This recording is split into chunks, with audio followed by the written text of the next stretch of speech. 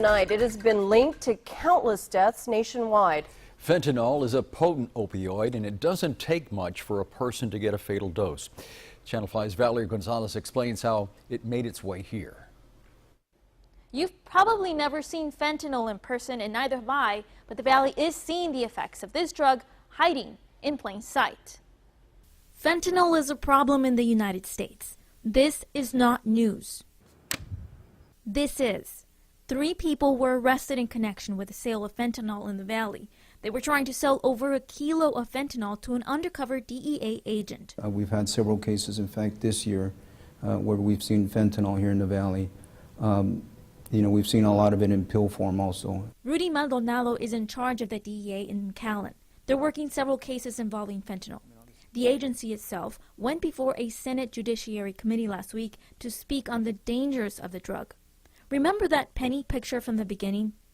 This is 2 milligrams. That's enough to kill you. But who is bringing it in? The DEA says it comes through Mexico and through the hand of Cartel de Jalisco Nueva Generación. In Texas, it comes through Laredo, which has a heavy presence of that cartel on the Mexican side. The DEA says the Gulf Cartel isn't trafficking that drug, but that changed with a new alliance described by former FBI agent Art Fontes. There's members of the Gulf Cartel that have traditionally been working with Cartel de Jalisco, and some of these people are people either that live in the Valley and have connections with the Gulf Cartel, and there's liaison contacts that deal directly with the leaders of the Cartel de Jalisco in Guadalajara.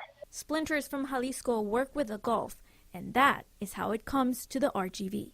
It came in the form of heroin or cocaine that was laced with it, but cartels saw a business opportunity with the recent prescription abuse in the U.S. Counterfeit pills are probably the most abused drug in the United States right now.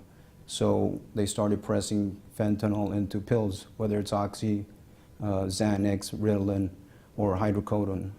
These pills look like the drugs some already abuse, but without a federal lab running a test on it, there's no way they'll ever know whether those pills also contain fentanyl.